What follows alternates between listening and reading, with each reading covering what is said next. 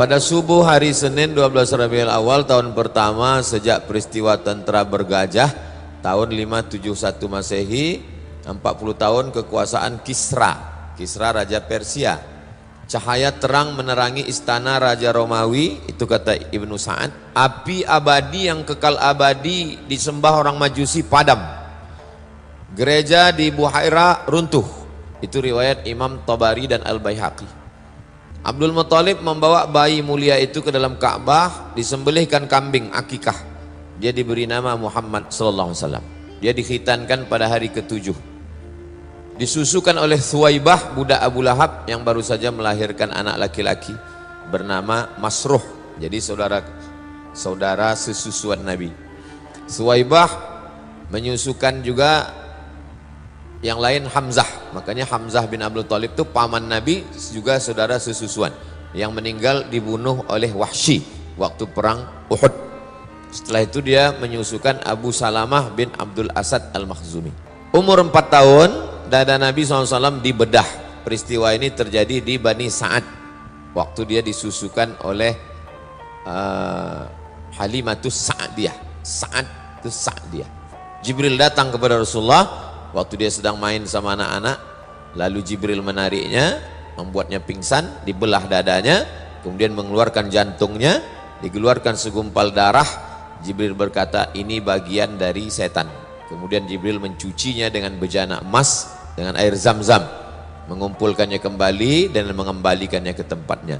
Lalu anak-anak kecil itu datang ke ibu susu mereka. Kata mereka, Muhammad sudah dibunuh. Jadi anak-anak itu melihat. Mereka datang menemui Nabi dalam keadaan pucat. Anas berkata, yang meriwayatkan Anas bin Malik, apa kata dia? Ara athara dzalikal mikhyat. Saya melihat bekas jahitan di dada Nabi. Anas bin Malik yang meriwayatkan hadis ini pernah melihat dengan matanya bekas jahitan itu di dada Nabi. Jadi itu bukan kiasan, memang betul-betul dibedah dada Nabi. Hadisnya sahih. Jangan cepat betul dia. Hadis Sahih Muslim. Terus 6. Umur 6 tahun Halimah merasa khawatir, maka dikembalikannya lah Nabi ini kepada Aminah, Sayyidatuna Aminah. Lalu kemudian dibawalah Nabi untuk ziarah ke makam Abdullah di Yathrib. Walamma tamma min hamlihi syahrani ala ashhuril mashhuril aqwalil marwiyah tufiya bil madinatil munawwarati abuhu Abdullah. Itulah dia, meninggal. Lalu dibawalah ke sana. Maksud hati untuk mengenalkan ke almarhum ayah. Inilah kubur ayah engkau. Begitu balik dari sana, meninggal pula Sayyidatuna Aminah di Abwa. Bisa antum bayangkan. Maksud hati mau mengenalkan anak ke almarhum ayah, pulang, waktu pergi ayah tak ada. Begitu balik ayah tak ada, mak tak ada. Umur 8 tahun Abdul Muthalib membentangkan karpet di samping Ka'bah. Anak-anak Abdul Muthalib tak ada yang berani duduk di ambal itu. Nabi Muhammad duduk. Tak seorang pun anak, Nabi Muhammad duduk situ. Lalu kemudian anak-anak Abdul Muthalib yang lain melarang, jangan Muhammad jangan duduk situ. Kata Abdul Muthalib, biarkan dia. Kenapa? Ayahnya sudah meninggal dunia. Demi Allah dia akan memiliki kedudukan yang tinggi. Jadi Abdul Muthalib sudah ada firasat bahwa cucunya ini nanti orang hebat. Kemudian dia duduk bersamanya, diusapnya pundak cucunya itu. Senang dia menengok Nabi Muhammad SAW. Umur 12 tahun dibawa. Ayah meninggal, emak meninggal, paman meninggal, atuk meninggal. Sekarang dibesarkan oleh paman. Paman ini susah pula. Abu Thalib di antara adik-beradik yang 10, dia yang paling susah, anaknya banyak. Dibawalah berdagang. Panas, bernaung di atap tempat Bahira. Bahira ini pendeta. Keluar Bahira. Bahira seumur hidup tak pernah keluar. Pakaiannya dicucikan, makanannya diantar. Hari itu dia keluar. Kata dia, hadza sayyidul alamin.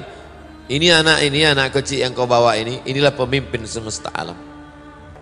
Dia ini utusan Allah, rahmatan lil alamin. Abu Thalib terkejut, dari mana kau tahu? Kata Bahira, waktu kalian tadi naik ke atas bukit, semua batu dan pokok kayu itu bersujud kepada anak ini. Mereka sujud hanya kepada Nabi. Batu, pokok kayu tak bersujud, hanya bersujud kepada Nabi. Aku mengetahuinya dari stempel kenabian. Ku tengok di pundaknya, ku tengok batu bersujud, pokok kayu bersujud, ku tengok pundaknya ada stempelnya di belakang. Seperti buah apel. Kami menemukannya dalam kitab suci kami. Jangan bawa keponakanmu ini ke negeri Syam. Bawa dia balik pulang ke rumah. Di sana orang Yahudi sudah menunggu. Mereka hanya mau Nabi terakhir itu keturunan dari puak Yakub. Kalau dah lahir dari yang lain, mereka akan bunuh. Bawa balik. Maka Abu Talib membawanya pulang. Umur 12 tahun. Terus umur 20 tahun. Terjadilah perang antara Kinanah dengan Quraisy di pasar Ukas. Penyebabnya gara-gara seorang suku Kinanah membunuh 3 orang Quraisy. Disebut dengan Harbul Fijar. Waktu itu mereka melanggar larangan perang di bulan Muharram. Nabi SAW ikut perang tersebut dan tugas dia menyiapkan anak panah untuk paman-pamannya. Paman dia dari golongan Quraisy melawan Bani Kinanah. Dia menyiapkan anak-anak panah. Umur 20 tahun. Kerja dia mengembalakan kambing Bani Sa'ad. Berdagang bersama Sa'ib bin Abi Sa'ib Al-Makhzumi. Barang-barang itu dibawa. Dia membawakan barang orang Makkah Al-Mukarramah. Mandiri dia. Ayah tak ada, mak tak ada, atuk tak ada. Tinggal sama paman. Makannya dari mengembala kambing dan membawa barang dagangan. Umur 25 tahun. Seorang perempuan kaya, bangsawan bernama Khadijah binti Khuwailid. Banyak pedagang membawa barang dagangannya, sistem bagi hasil. Tapi tak yang macam ini laku sekali. Lalu kemudian Nabi SAW membawa barang dagangan Khadijah ke negeri Syam. Nabi SAW bawa barang tersebut bersama seorang laki-laki namanya Maisarah. Maisarah ini budak dari Khadijah. Khadijah heran. Kenapa barang-barang yang ini laku? Kata Maisarah, memang lain nih ya yang menjual ini. Lalu Maisarah pun menunjukkan itulah orangnya Sayyidina wa Maulana Muhammad SAW. 25 tahun umur. Menarik, mulia, cerdas, rasional, jujur, amanah. Banyak para penguasa orang kaya ingin meminang Khadijah. Nafisah binti Munabbih menyampaikan niat Khadijah ke paman-paman Nabi. Jadi Khadijah yang menawarkan dirinya. Lalu kemudian disampaikan Nafisah kepada pakcik-pakcik Nabi. Pakcik-pakcik Nabi inilah yang meminang. Pernikahan dihadiri oleh Bani Hashim. Muhammad SAW, anak Abdullah, anak Abdul Muttalib, anak Hashim. Anak cucu cicit Hashim ini yang melaksanakan pernikahan. Maharnya 20 ekor unta. Jadi kalau 30 juta kali 20 ekor, 600 juta. Nabi SAW monogami. Maksudnya istrinya satu saja bersama Khadijah. Lahirlah anak-anak Al-Qasim, Zainab, Ruqayyah, Ummu Kulthum, Fatimah, Abdullah, Tayyib dan Tahir. Semua meninggal ketika Nabi masih hidup. Satu-satunya yang meninggal sesudah Nabi 6 bulan, itulah dia Sayyidatuna Fatimatuz Zahra radhiyallahu anha wa ardhaha. Terus umur 35 tahun terjadi renovasi Ka'bah. Komplik 4 hari. Siapa yang meletakkan Hajar Aswad? Berperang mereka, siapa yang layak meletakkan Hajar Aswad? Abu Umayyah bin Mughirah Al-Makhzumi punya ide. Siapa yang pertama kali besok masuk ke Masjid Haram, dialah kita suruh meletakkan Hajar Aswad nih, daripada kita berkelahi. Besok pagi mereka intai siapa yang masuk. Yang masuk pertama kali adalah Sayyidina Muhammad sallallahu alaihi wasallam. Maka mereka mintalah dia.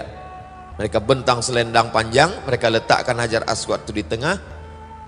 Mereka minta dia meletakkan, tapi dia tidak petantang-petenteng. Dimintanya kain selendang panjang, maka kepala-kepala suku memegang ujung selendang itu, dan akhirnya Nabi meletakkan. Dia ingin orang-orang itu juga, dia tahu orang ini pembesar-pembesar, ingin namanya besar juga. Maka dimintanya orang itu. Begitulah bijaksananya Nabi Muhammad sallallahu alaihi wasallam. Terus jadi fase kehidupan Nabi itu lahir 40 tahun, dapat wahyu, 3 tahun dakwah rahasia, habis itu hijrah, 13 tahun di Madinah, di Makkah, habis itu 10 tahun di Makkah. Itu singkat. Terus umur 38, 39, 40 dia bertahanus di Jabal Nur. Umur 38 dia naik, tak ada kejadian. Umur 39 naik lagi, tak ada kejadian. Umur 40 barulah ada kejadian. Datang makhluk yang begitu besar, memeluk dia, lalu kemudian menyuruhnya membaca. Akhirnya dia bacakan, Iqra bismi rabbikal ladzi khalaq, khalaqal insana min 'alaq, Iqra wa rabbukal akramul ladzi 'allama bil qalam, 'allamal insana ma lam ya'lam. Menggigil dia kedinginan turun, diselimuti oleh Khadijah. Maka Allah memanggil dia, ya ayyuhal muddaththir, wahai engkau yang berselimut. Khadijah lah yang membawa dia menemui Waraqah. Kata Waraqah bin Naufal, sesuai dengan kitab yang kubaca, yang datang kepada dia ini adalah Namus, malaikat Jibril yang dulu pernah datang kepada Musa, yang pernah datang kepada Isa, sekarang datang kepada dia. Nanti ketika orang Makkah ini akan mengusir dia dari kampung ini, aku yang akan menolong dia, kata Waraqah. Rupanya niat Waraqah tak sampai. Sebelum Nabi dihalau, Waraqah meninggal dunia. Tapi niat Waraqah sudah sampai. Terus umur 41, 42, 43, perempuan pertama masuk Islam Khadijah. Hamba sahaya pertama masuk Islam Zaid bin Harithah. Anak-anak yang pertama masuk Islam Sayyidina Ali bin Abi Thalib. Pria dewasa yang masuk Islam Abu Bakar Siddiq. Lalu dia mengajak Utsman bin Affan, Zubair bin Awam, Abdurrahman bin Auf, Sa'ad bin Abi Waqqas, Talhah bin Ubaidillah. Ini dakwah secara berangsur-angsur, senyap-senyap, dakwah person. Umur 41, 42, 43. Terus umur 44 mulai terang-terangan. Nabi mengundang pembesar Bani Hashim, Bani Abdul Muttalib, 45 orang. Nabi naik ke atas bukit Safa. Seandainya ku katakan di belakang bukit Safa itu kalau menghadap kiblat namanya Jabal Abi Qubais, bukit paling besar. Jabal Qu'aiqian, satu Jabal Abi Qubais. Kalau ku katakan di belakang Jabal Abi Qubais ini ada pasukan musuh menyerang kita, percaya kalian? Kata orang Makkah, percaya kami ya Muhammad. Engkau kami gelar dari kecil Al-Amin, kau jujur tak pernah bohong. Kalau ku katakan aku dapat wahyu, kalian percaya? Disitulah mereka mengamuk. Alihadza jama'tana, untuk ini rupanya kau kumpulkan kami. Tabbat laka, turun ayat tabbat syada abi lahabin wa tab. Nabi SAW lanjut umur 44 sampai 53. Jamaah haji dihadang untuk mendengar dakwah Nabi. Momen berkumpul jamaah haji ramai, disitulah mestinya Nabi menyampaikan dakwah, dicegat, tak boleh. Jadi zaman sekarang bagaimana supaya orang berkumpul ramai? Buat maulid.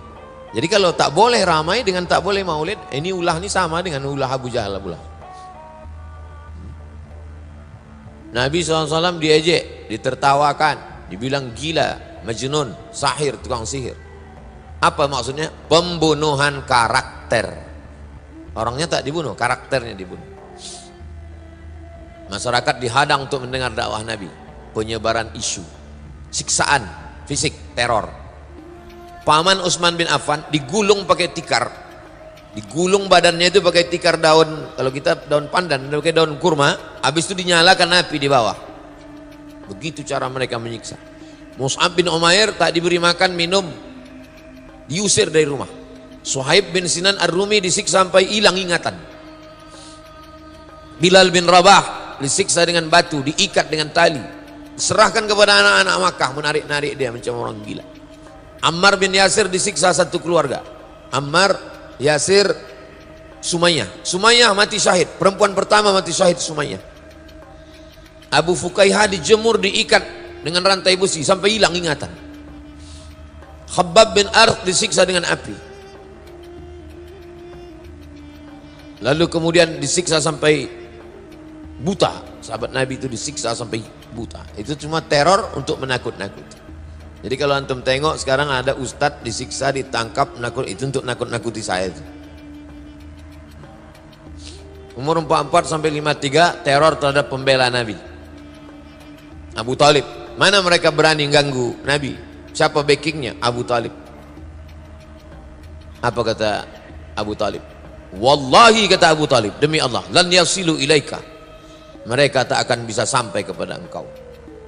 Sampai aku dikubur orang nih ke dalam tanah nih, baru mereka bisa menyentuh engkau. Makanya waktu Abu Talib masih hidup, mana ada yang bisa mengganggu Nabi? Anak-anak Nabi, Abu Lahab memaksa kedua anaknya namanya Utbah dan Utaibah ceraikan istri kalian. Kebetulan istrinya itu anak Nabi, menikah anak Abu Lahab itu dengan anak Nabi. Jadi Nabi dengan Abu Lahab itu satu sisi antara kemanakan dengan pakcik, satu sisi juga besan, nikah anak, disuruh ceraikan anak Muhammad. Ruqayyah dengan Ummu Kalsum menteror. Ummu Jamil ini istri Abu Lahab, namanya Arwa binti Harb bin Umayyah, saudara kandung Abu Sufyan. Teror fisik, menebarkan duri-duri kotoran di jalan. Semua jalan yang dilewati Nabi itu diserakkannya kotoran unta di situ. Teror non fisik, fitnah, gosip, macam-macam. Makanya dia azabnya itu satu keluarga, azabnya itu. Tabat siada abi lahabi wa tab, ma aghna anhu maluhu wa ma kasab, sayasla naran dzata lahab wa imra'atuhu hamma latal hatab. Satu-satunya satu surat, satu keluarga, itulah untuk Abu Lahab. Ayat-ayat kisah teror. Wailul likulli humazatil lumazah. Celakalah mereka pengumpat, pendusta, penipu, pencela, pengejek. Siapa itu? Umayyah bin Khalaf. Kerjanya mengejek Nabi, mengumpat, mencela. Padahal belum ada Facebook lagi orang ini. Gimana kalau hidup dia ini sekarang? Berapa grup-grup dia ini? Yang banyak mencela, yang kian kemari menghamburkan fitnah, banyak menghalang. 9 sifat mereka itu. Namanya Al-Akhnas bin Syarik Al-Thaqafi. Fala saddaqa wa la shalla. Tak mau percaya dan tak mau salat. Itu Abu Jahal. Mendengarkan bacaan Quran tapi tak percaya. Melarang Rasulullah melaksanakan salat. Tak boleh Nabi salat samping Ka'bah. Terus strategi Rasulullah perlu markas. Ini perlu markas. Akhirnya ada rumah Al-Arqam bin Abil Arqam. Jadi kita tak bisa, kita bertahun-tahun udah dakwah nih ke masjid-masjid tak bisa, mesti ada markas. Akhirnya ada markas di Baitul Habib, ada markas di YTWU, ada markas di Ma'had Az-Zahra. Akhirnya sekarang kita udah markas. Lalu mencari peluang baru. Di sebagian sahabat mengungsi ke Habasyah, Ethiopia. Raja Ethiopia ini baik, itulah dia Najasyi. Terus 45 hijrah ke Habasyah, bulan Rajab tahun ke-5, 12 orang laki-laki, 4 perempuan. Ketuanya Utsman bin Affan dan istrinya Ruqayyah, anak Nabi. Rombongan kedua, kloter kedua 83 orang, laki-laki 19 perempuan. Teror sampai ke Ethiopia. Amr bin As, waktu itu dia belum masuk Islam. Abdullah bin Abi Rabi'ah mengejar, menghasut Najasyi. Najasyi, jangan kau terima orang ini. Najasyi, jangan terima. Jadi kalau zaman sekarang lah itu di cancel lah visa tak boleh masuk ke sana. Tapi untungnya Najasyi tak bisa dipengaruhi. Najasyi ini kalau sekarang mungkin Malaysia sama Brunei lah, tak bisa dia dipengaruhi. Kasihnya pula lagi private jet, masuk juga sedikit.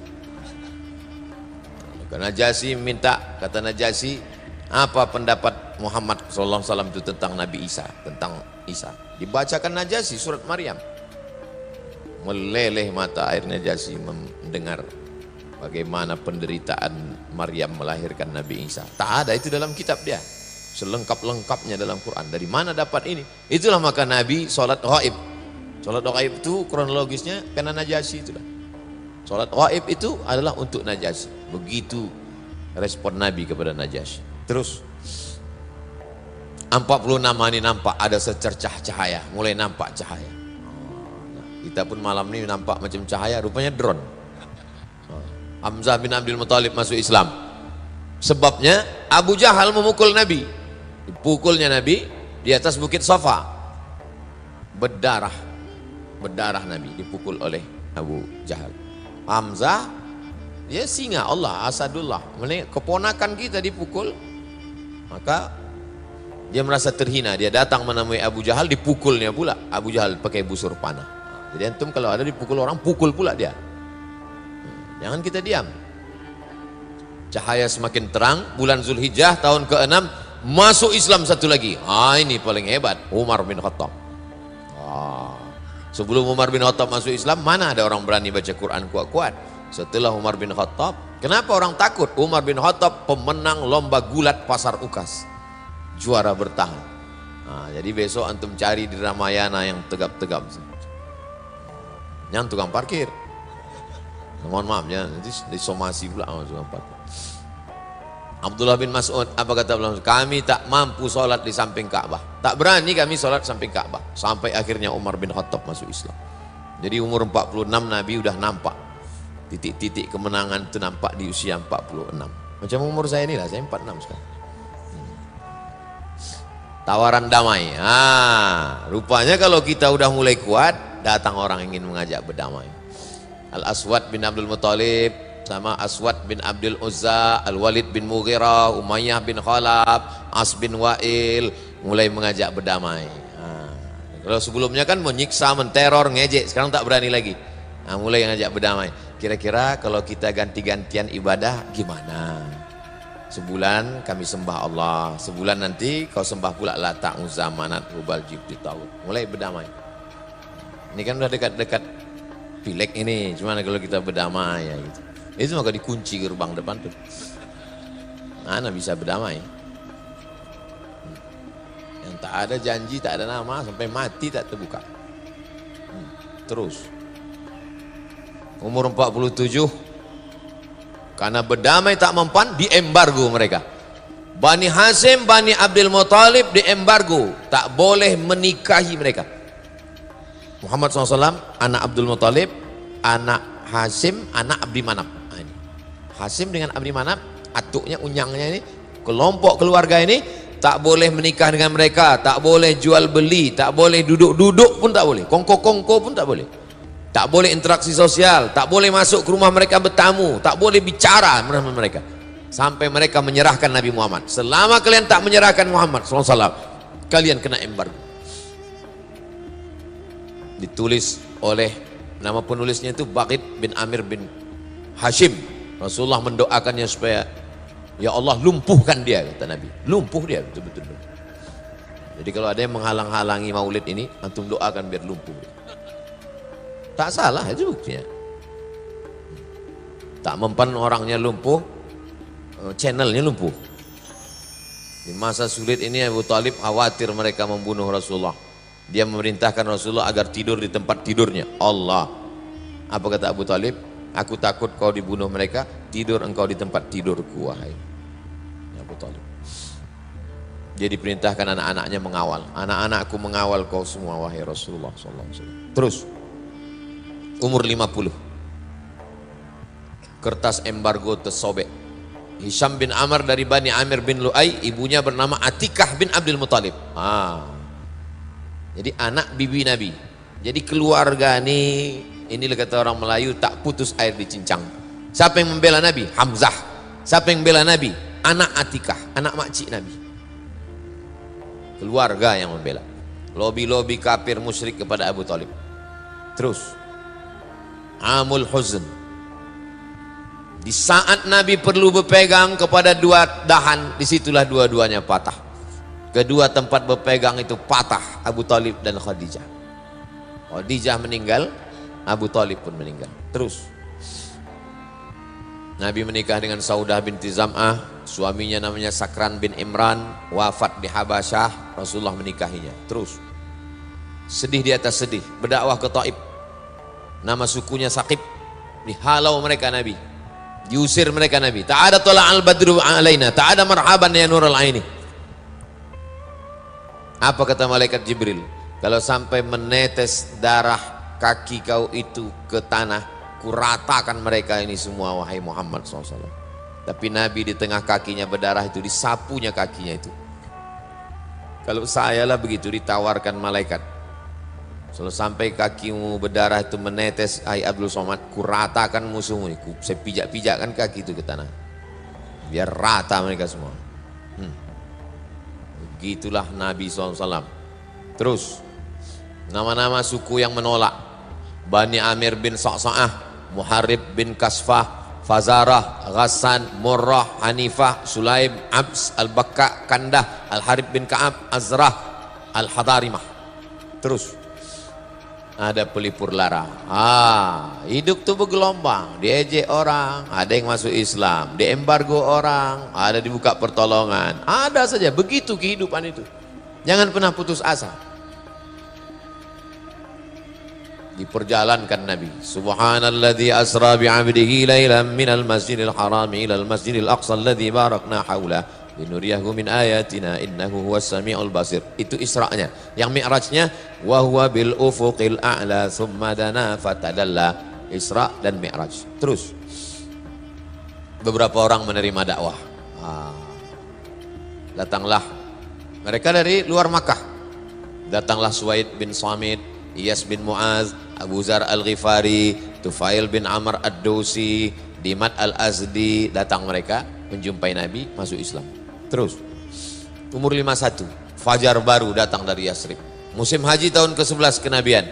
Datanglah mereka masuk Islam. As'ad bin Zarara, Auf bin Haris, Rafi' bin Malik, Qutbah bin Amir, lalu kemudian Uqbah bin Amir, Jabir bin Abdullah. Bulan Syawal tahun ke-11 Rasulullah menikahi Sayyidatuna Aisyah, menetap bersama pada bulan Syawal tahun pertama hijrah. Terus umur 52 Bai'at Aqabah. Jadi kalau ada di antara kita umur 52 merasa udah tua betul, Nabi justru umur 52 itu adalah awal dari perjuangan. Makanya kalau ada orang nanya antum, umur berapa Pak? 25 bilang.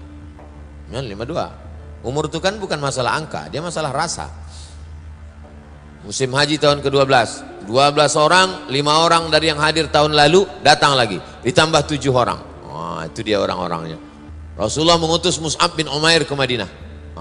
Jadi strategi Nabi itu bukan ujuk-ujuk kata orang Jawa tiba-tiba datang ke Madinah. Enggak, persiapannya dari umur 52, 53 baru sampai ke Madinah. Terus umur 53 Bai'at Aqabah kedua, musim haji tahun ketiga, jumlah 13, tahun peserta yang bai'at Nabi makin ramai. 73 orang laki-laki, 2 perempuan. Namanya Nusaibah. Itulah dia Nusaibah yang tempat markasnya Kiai Idrus Ramli, Nusaibah dengan Asma binti Amr. Terus pengangkatan para penanggung jawab. Jadi nanti kalau udah diangkat ini ada penanggung jawab, mas'ul kajian Riyadhus Shalihin ini penanggung jawab, grup WhatsApp ini penanggung jawab, Baitul Habib ini penanggung jawab. Itu adalah strategi Nabi. Jadi jangan dakwah ini pengajian ramai habis itu selesai. La salam wala kalam. Tiba-tiba jumpa mabuk lagi. Bukan begitu. Ada diangkat. Ini penanggung jawab, ini ketua grup WA, ini yang bertugas membangunkan tahajud malam. Telepon sana, telepon sini. Tahajud bro, tahajud. Habis itu dia pula tidur. Terus umur 54 barulah Nabi hijrah. Rapat 14 kepala suku di Darun Nadwah. Kamis malam Jumat Nabi pergi bersama Abu Bakar menginap di Jabal Thawr 3 malam. Ahad malam Senin bertolak menuju Yasrib. Saya memang betul-betul saya ringkaskan ini supaya anak-anak muda ini cepat dia nangkap. Habis itu buat baca selengkapnya bersama Habib. Ini poin-poin ringkasan-ringkasan. Memang saya dari dulu suka meringkas. Waktu kuliah dulu suka saya baca ringkasan-ringkasan. Terus umur 54 hijrah, Senin 8 Rabiul Awal, 23 September tiba di Quba. Menginap 4 malam di Quba. Malam Selasa, malam Rabu, malam Kamis, malam Jumat berdiri satu masjid. Itulah dia Masjid Quba. Panjang umur sehat badan kita di Masjid Quba nanti sholat insyaallah. Ongkos tanggung masing-masing. Sholat Jumat Nabi di kampung Bani Salim. Hari Jumat dia bertolak ke Madinah. Terus membangun Masjid Nabawi, mempersaudarakan Aus dan Khazraj, mempersaudarakan Muhajirin dan Ansar, mempersaudarakan penduduk Madinah yang Islam dengan Yahudi bersaudara. Terus Piagam Madinah. Piagam Madinah. Inilah isinya Piagam Madinah itu, 12 pasal. Tak paham kami Pak Ustadz, cari anak-anak dari jurusan Bahasa Arab Fakultas Tarbiyah UIN. Udah kami tanya Pak Ustadz, dia pun tak paham juga. Minta terjemah sama Ustadz Al-Nam, sama Ustadz Hanafi. Terus masalah dan solusi. Orang kafir Quraisy Makkah tetap memerangi. Turun ayat. Uzina lilladzina yuqataluna biannahum zulimu. Ini. Jadi dari tadi awal tuh nggak ada perang. Sudah lama 13 tahun, 14 tahun barulah diizinkan berperang. Jadi anak-anak muda kalau diejek agama Islam ini agama perang membunuh. Gimana kita mau membela kalau kita tak paham? Ini cerita perang ini nanti, lama. Awal itu tak ada perang. Kafir Quraisy Makkah adalah kafir harbi, wajib diperangi. Orang Yahudi yang berkhianat wajib dijatuhi hukuman. Nasrani yang musuhi kaum muslimin diperangi hingga mereka membayar jizyah. Yahudi Nasrani musyrik masuk Islam tak boleh diganggu. Terus tahun 1 Ramadan perang Syariah, Syawal Syariah Rabi', Zulqa'dah Syariah Harar, Safar Ghazwah Abwa, Rabiul Awal Ghazwah Bawat, Rabiul Awal Ghazwah Safwan. Ini PowerPoint ini saya sendiri membaca, saya sendiri nulis, saya mencari tulisan saya sendiri. Kalau ada salah-salah nanti diluruskan oleh Habib, oleh ustaz-ustaz kita. Mungkin saya waktu menulis itu karena mau buru-buru atau karena jadwal ceramah penuh atau terus. Safar 2 Hijrah, Ghazwah Abwa, Rabiul Awal tahun kedua. Saya urutkan tahun kedua, tahun ketiga, tahun keempat. Nama perangnya apa, peristiwanya apa. Untuk bahan ceramah saya waktu itu. Terus tahun Perang Badar. Perang Badar itu pakai strategi. Sengaja berkemah di dekat tempat menyimpan air. Supaya apa? Supaya musuh tak bisa minum. Kuasa air. Kalau mau menang, kuasai air.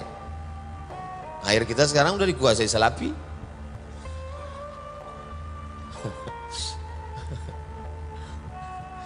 Awak mau lihat minum air. Iko enggak. Iko al-ma'mur dari Payakumbuh kau. Keluar dari kemah di awal waktu, awal tema, kuasai tempat lokasi perang. Menangkap interogasi musuh. Nabi itu cerdas. Tangkap, tukang masak tangkap. Berapa ekor onta kalian potong? Ditanya Nabi, berapa pasukan kalian? Kata, aku tak tahu, aku masak aja kata dia. Berapa ekor onta kau masak satu hari? Dia bilang antara 9 sampai 10. Apa kata Nabi? Berarti jumlah pasukannya 1000 orang. Dari jumlah makanannya tahu Nabi berapa. Berdoa dari Isya Nabi berdoa sampai subuh, sampai jatuh sorbannya dinaikkan Abu Bakar Siddiq. Jadi jangan bayangkan menghadapi musuh itu bismillahirrahmanirrahim, Allah la haula. Ini kan banyak ini mancing-mancing saya di grup-grup dia apa dikirim. Ustaz, teriakkan kita bebaskan Rempang. Iya, kalau aku tertangkap kau lari. Manas-manasi aja orang. Tadi ada di WA. Ustaz, kemana arah kita? Kasih arah katanya. Kepala kau. Setelah berstrategi baru datang pertolongan Allah. Dikirim Allah malaikat. Diturunkan hujan. Abu Jahal mati. Mati Abu Jahal. Perang Badar. Itu mati Abu Jahal. Terus. Bulan Syawal tahun kedua. Bani Qainuqa Yahudi berkhianat. Diusir Bani Qainuqa. Jadi Nabi pernah bertetangga sama Yahudi 2 tahun. Habis itu mereka berkhianat. Diusir. Bukan Nabi datang ke Madinah bawa pedang, Yahudi potong kepalanya. Tidak begitu ceritanya. Sempat bertetangga 2 tahun, berkhianat orang itu. Baru dia dihukum. Terus, tahun ketiga. Ini 10 tahun lagi nih, sabar ini. Diam nih. Tahun ketiga menikah dengan Hafsah. Puncak daripada hubungan persaudaraan berakhir dengan pernikahan. Bagaimana hubungan dengan Abu Bakar? Menikah dengan anaknya. Bagaimana hubungan dengan Umar? Menikah dengan anaknya. Bagaimana dengan Utsman? Menjadi menantu. Bagaimana dengan Ali? Menjadi menantu. Antum kalau dekat berakhir dengan pernikahan. Pak, sesuai dengan ceramah Ustaz Somad kemarin, saya ingin mengakhiri hubungan kita ini. Dengan apa? Dengan pernikahan. Ini sebenarnya untuk meloloskan kalian yang tak laku-laku ini. Tahun ketiga Hijrah, perang Uhud. Itu dia. Perang Uhud kaum muslimin mengalami kekalahan. Itu dia lokasi perang itu. Itu yang Jabal Uhud, itulah Uhud tuh yang panah 4 tuh Jabal Uhud.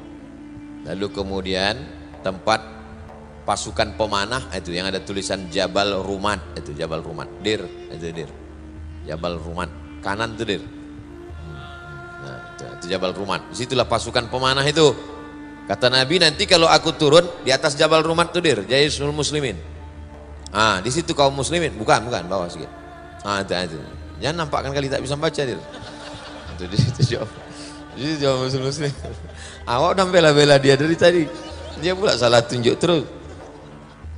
Nah, di situ letak kaum muslimin. Kata Nabi, nanti kalau kaum muslimin ini menang di bawah, kalian yang memanah di atas jangan turun. Nah, kaum musyrikin di belakang. Rupanya waktu menang turun pemasukan pemanah ini, berputar pasukan musyrikin ini memutar ke kanan. Ah, putarkan ke kanan dir, putarkan ke kanan. Ah, entah kemana-mana udah putarnya itu udah. Macam naik Grab aja gue tengok. Nah, putar ke kanan, dipukul mereka dari belakang. Panglima perangnya Amr bin As. Waktu itu dia belum masuk Islam. Cemana mau jadi guide umroh ini? Nah, gitu. Begitu cerita perang Badar. Udah digambarkan itu. Lengkap semuanya. Nah, terus menikah dengan Zainab binti Khuzaimah. Nah, itu semua istri Nabi SAW. Nanti kalau diajak orang, banyak kali bini Nabi kalian. Nabi kami istrinya cuma segitu. Nabi Daud istrinya 100. Nabi Sulaiman 300. Ditambah yang lain-lain 1000. Ada buku, tak usahlah saya sebutkan judul bukunya, nanti kalian cari sendiri. Ada raja di Sumatera ini, bininya 1000. Jadi Nabi Muhammad segitu tuh tak ada apa-apanya. Jangan nanti pas kalian diajak orang anak muda, alah Nabi kalian istrinya banyak. Kau bandingkannya sama siapa? Sama PNS? Iyalah sikit. Bandingkan sama Raja Saudi Arabia, King Abdul Aziz tuh berapa bininya? 60. Baca biografi. Gimana? Semangat kalian? Terus tahun keempat, dai yang dikirim Rasul dibunuh. Nah, itulah kronologis kunut nazilah. Allahumma la'an bani Ra'il, Allahumma la'an Zakwan, Allahumma la'an Husayyah, kata Nabi SAW. Summa tarakahu. Setelah sebulan baca kunut itu ditinggalkannya.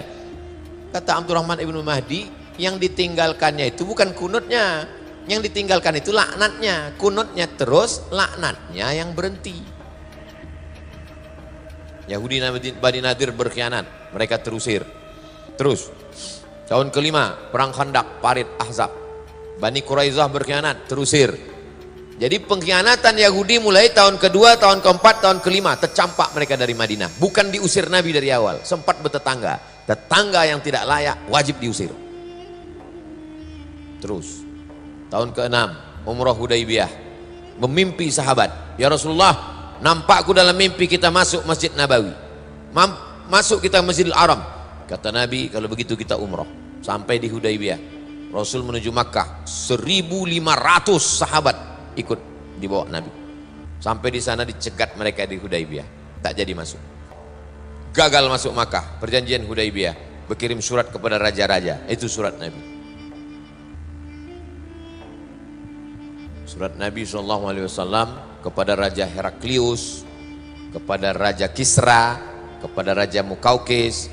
Terus tahun ke-7, Amr bin As dan Khalid bin Walid masuk Islam. Perang Khaybar, Yahudi Khaybar terusir. Berapa kali Yahudi terusir? 4 kali. Tahun kedua, tahun keempat, tahun keenam, tahun ke-7. Nadir, Quraizah, Qainuqa, Khaybar. 91 orang mati syahid. Nabi menikahi Sofiyah. Ada istri Nabi itu yang orang Yahudi, Sofiyah. Nabi diracun di Khaybar. Nama yang meracunnya itu namanya Zainab bintil Haris, istri Salam bin Mishkam. Umrah qada, 2000 orang sahabat Nabi umrah. Terus tahun 8, Ghazwah Mu'tah. 10 Ramadan Fathu Makkah. 10.000 pasukan dibawa Nabi ke kota Makkah. Nah, inilah puncaknya. 10.000 yang dibawa Nabi ke kota Makkah, lengkap dengan tombak, baju besi. Nabi menetap di Makkah 19 hari, melaksanakan umrah dari Ji'ranah. Tahun ke-8. Terus tahun ke-10, hijrah, tahun utusan-utusan dakwah. Berdatanganlah utusan-utusan dakwah. Mereka semuanya masuk Islam.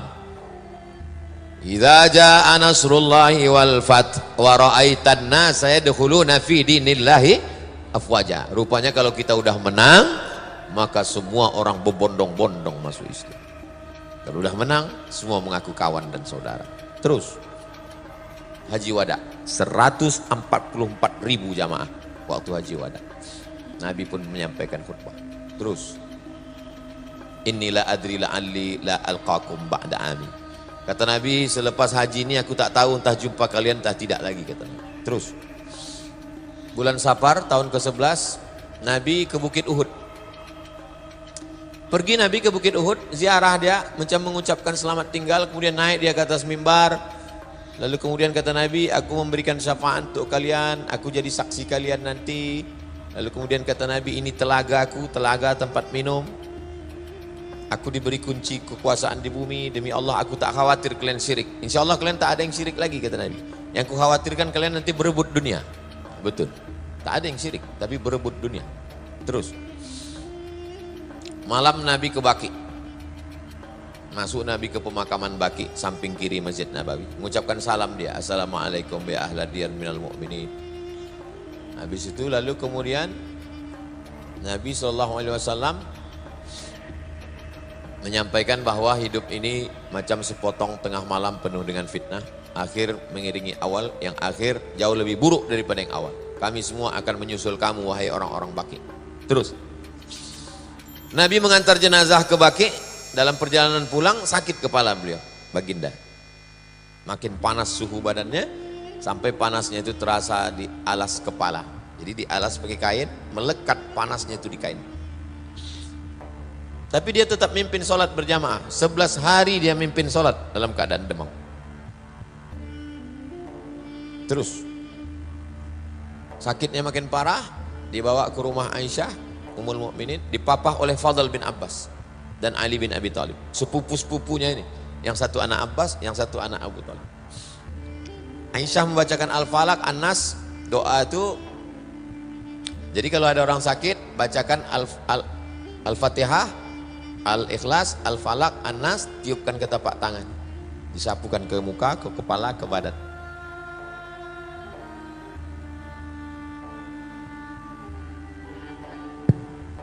Syukur. Lalu kemudian ayat-ayat doa itu ke tapak tangan Rasul, diusapkan ke wajah dan ke badan Nabi. Terus suhu Nabi makin panas, makin tinggi, Nabi pingsan. Ketika Nabi bangun, sadar, disiramkan air ke wajahnya. Setelah ringan dia minta masuk ke masjid. Duduk dia di atas mimbar.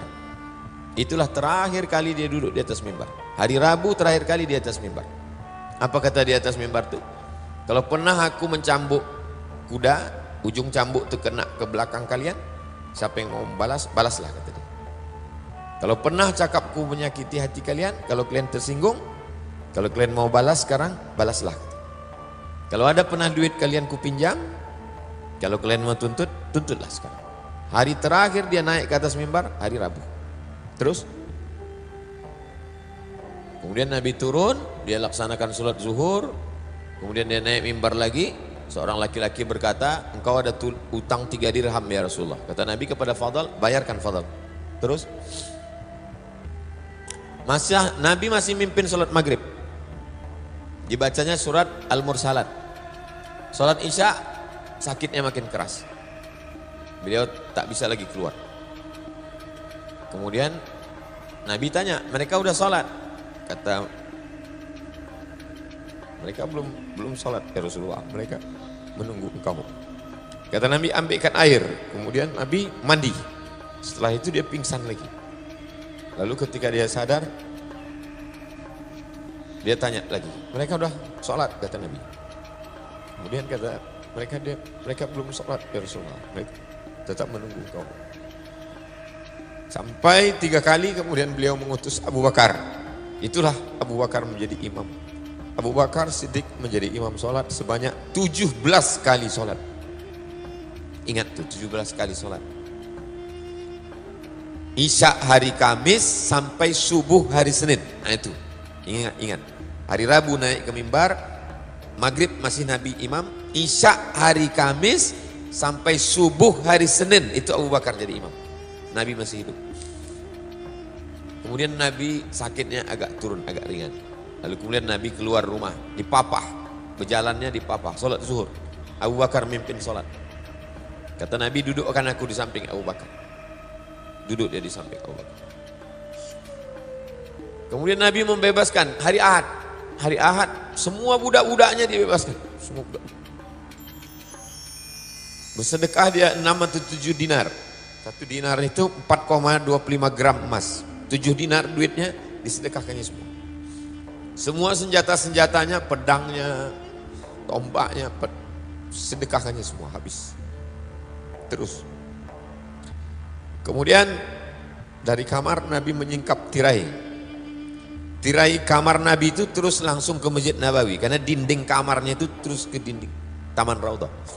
Nabi membuka tirai. Sahabat tegak menunggu dia mau sholat. Waktu dibukanya tirai itu senyum dia.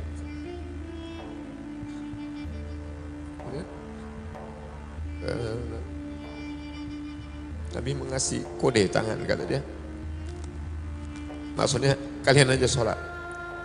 Dia tak sanggup lagi sholat di kamar. Terus Rasulullah kemudian memanggil Fatimah. Dia berbisik ke telinga Fatimah. Lalu kemudian Fatimah tersenyum. Kemudian kata Nabi, nanti kalau aku meninggal, kau yang paling dulu nanti akan menemani aku. 6 bulan setelah Nabi, betul Fatimah meninggal. Kau kata Nabi, Sayyidatu nisa'i ahli jannah. Kau pemimpin penghuni surga. Terus